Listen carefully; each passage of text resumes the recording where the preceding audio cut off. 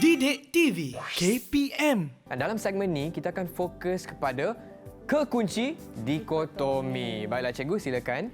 Okey, jadi kekunci dikotomi ni definisinya ialah dia adalah cara untuk mengelaskan organisma-organisma secara sistematik berdasarkan ciri yang sama dan juga ciri yang berbeza. Okey. Okey, jadi kat sini cikgu ada sedikit tips untuk membina kekunci dikotomi.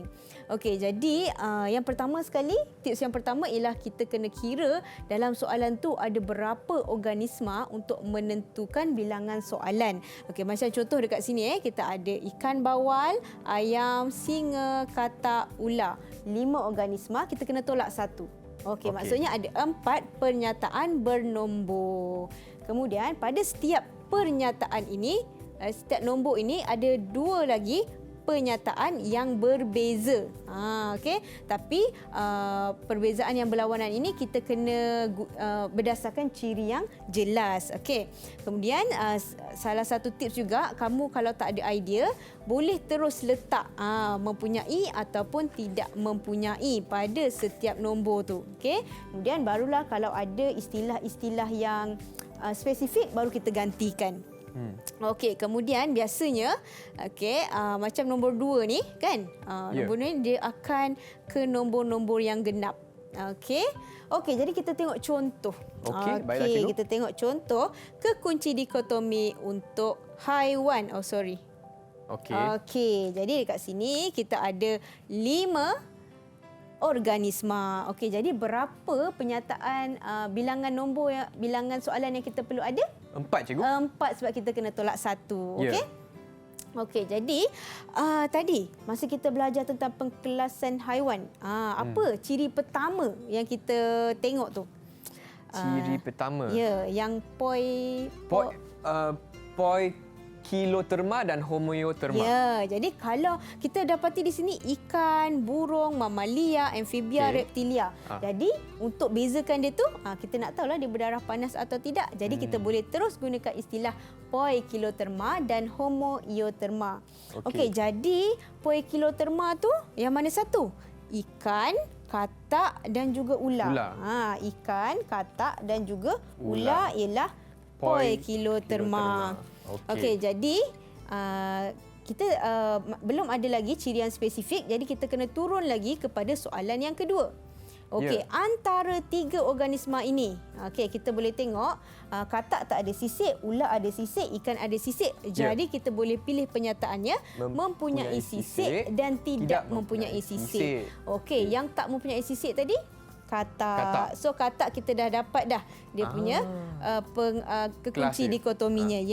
Jadi yang tinggal ialah ular dan juga ikan. Okey, tadi cikgu kata kalau dia nombor genap, kita pergi ke nombor genap, pergi ke nombor 4. Jadi antara ular dengan ikan, tadi cikgu ada cakap bahawa ikan dia bernafas menggunakan insang. Kalau ular bernafas menggunakan paru-paru. Jadi kita boleh gunakan ciri tersebut sebab dia sangat jelas mempunyai insang dengan tidak mempunyai insang. Jadi yang mempunyai insang ialah ikan.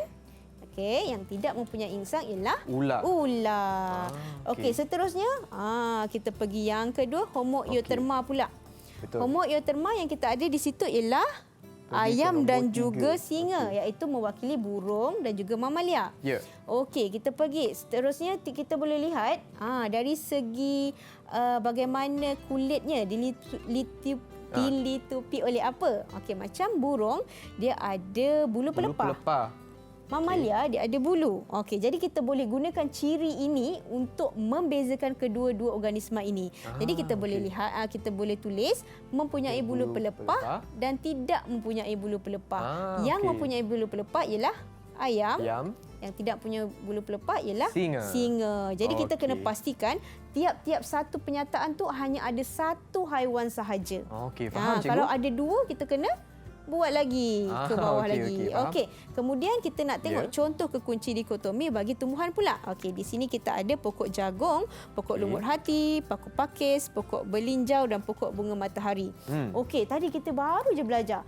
Kalau pengkelasan tumbuhan ni, 2 kelas utama dia apa? berbunga dan tidak berbunga. Okey, kita boleh pilih itu sebagai penyataan yang pertama. Okey, berbunga dan tidak berbunga. Okey, yang tidak berbunga tadi kita belajar ada 3 je. Lumut, paku pakis, konifer. So kat sini kita ada 2. Okey, lumut dengan paku pakis. Yang berbunga pula kita ada 3 lah. Pokok jagung, pokok belinjau dan pokok bunga matahari. Okey, faham. Okey, jadi yang berbunga dulu. Okey, berbunga tadi kita boleh kelaskan lagi kepada monocotyledon dan juga dicotyledon. Okey, yang monocotyledon yang mana urat daun selari? Pokok jagung, cikgu. Pokok jagung. So kita dah dapat. Okey, kemudian dicotyledon kita ada 2 ni, pokok belinjau dengan pokok bunga matahari. Jadi kita boleh lihat dengan jelas yang ini ada menghasilkan buah. Ini tidak menghasilkan buah. Jadi kita boleh pilih penyataan tersebut untuk membezakan kedua-dua organisma ini. Yang menghasilkan buah ialah pokok belinjau, yang tak menghasilkan buah ialah pokok bunga matahari. Okey, yang tumbuhan tidak berbunga pula.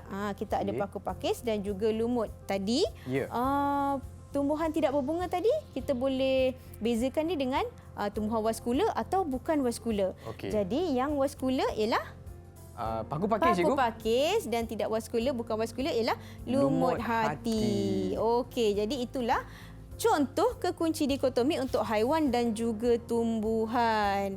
Cikgu ada soalan. Faham ke, Chris? Faham, cikgu. Okey, jadi cikgu nak bagi soalan. Okey, soalan pertama.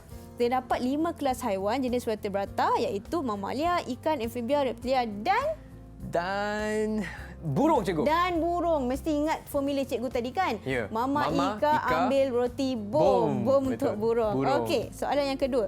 Aminah dan beberapa orang rakannya telah menangkap 4 jenis haiwan semasa membuat aktiviti persampilan di sebuah hutan. Lengkapkan raja di bawah berdasarkan ciri-ciri fizikal haiwan yang ditangkap oleh mereka. Ini ini merupakan kekunci dikotomi yang ringkas. Okey, untuk jawab tu, betul. Chris boleh gunakan papan ya. Okey, tengok invertebrata mempunyai kaki. Apakah lawan penyataannya? Okey, mempunyai 3 pasang kaki dan mempunyai lebih daripada 3 pasang kaki, cikgu. Memang bagus. Okey. Jadi kita lihat, kita ada semut, lipan, labah-labah, kumbang, kura-kura. Yang mana 3 pasang kaki? Chris? 3 pasang kaki. Semut, betul. Dan kumbang, kura-kura. Ya, betul.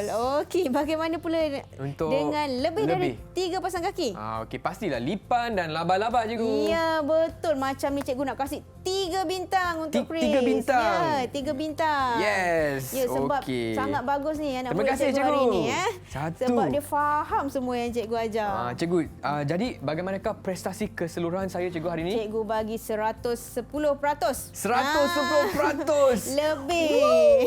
Yes, terima kasih, cikgu. Jadi sebelum itu, untuk murid-murid di rumah yang hendak mendapatkan bahan untuk kelas hari ini, cikgu, mana mereka boleh dapat? Ke laman web Sumberku. Ya, Sumberku.